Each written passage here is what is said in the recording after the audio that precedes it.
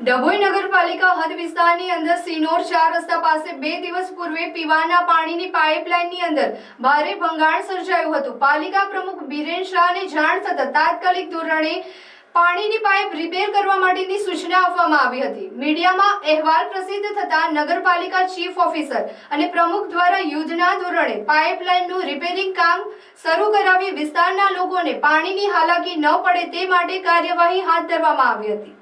દર્ભાવતી નગરીના ગરબા મહોત્સવનો ચામ આ વર્ષે કંઈક અલગ જ હશે।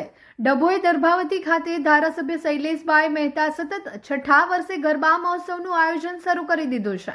દર વર્ષની જેમ આ વર્ષે પણ એપીએમસી મેદાન ખાતે તડામારી તૈયારીઓનો આરંભ થઈ ગયો હોય ત્યારે ચાલુ વર્ષે દેશભક્તિ થીમ સાથે ઓપરેશન સિંદૂરના સન્માનમાં વિશેષ ડેકોરેશન સાથે ગરબા ગ્રાઉન્ડ અને બેઠક વ્યવસ્થા શણગારવામાં આવશે। વિશાળ ગરબા ગ્રાઉન્ડ સાથે પીએસ કલાવૃંદના પલક સોની અને ગ્રુપ દ્વારા સંગીત અને ગરબાની રમઝટ બોલાવશે।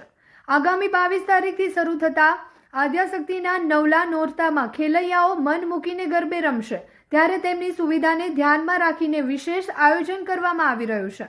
ગઢ ભવાની દર્ભાવતી કલ્ચર ગ્રુપ દ્વારા ગરબા મહોત્સવમાં 2025ના આયોજનને લઈને સતત રાત દિવસ એક કરીને કાર્યકરો મેદાન ખાતે હાજર રહી સુંદર આયોજન કરી રહ્યા છે।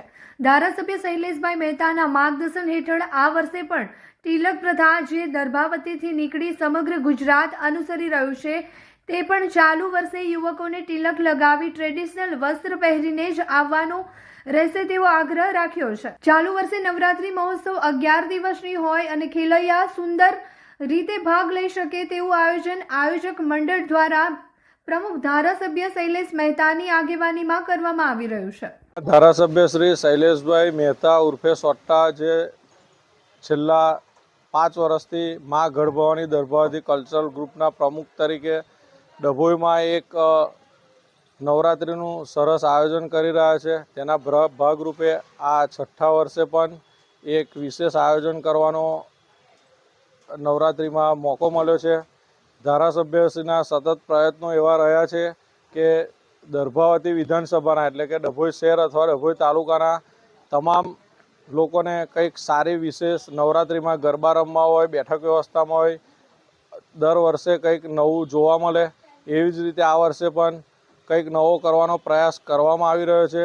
ધારાસભ્યશ્રી સતત આનામય માર્ગદર્શન આપીને અમને નવું કરવા પ્રેરિત કરી રહ્યા છે। એના ભાગરૂપે આ વર્ષે વિશેષમાં એક જે આપણા ભારત તરફથી ઓપરેશન સિંદૂર કરવામાં આવ્યું હતું એના સન્માનમાં ડભોઈ એટલે કે દર્ભાવતી નવરાત્રિ મહોત્સવ 2025માં જે ડેકોરેશનની થીમ છે તિરંગા થીમ રાખવામાં આવી છે અને એનું ડેકોરેશન આખું સિંદૂર ઓપરેશન સિંદૂરના સન્માનમાં તિરંગા થીમથી જ કરવામાં આવશે। બેઠક વ્યવસ્થા આખી અલગ બનાવવામાં આવી છે।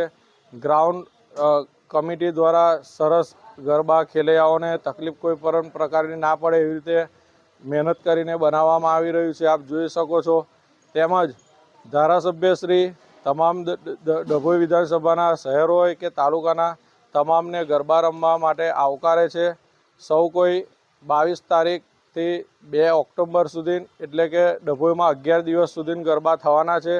આપ સૌને ધારાસભ્યશ્રી ગરબા રમવા તથા જોવા માટે ભાવભર્યું આમંત્રણ પાઠવે છે।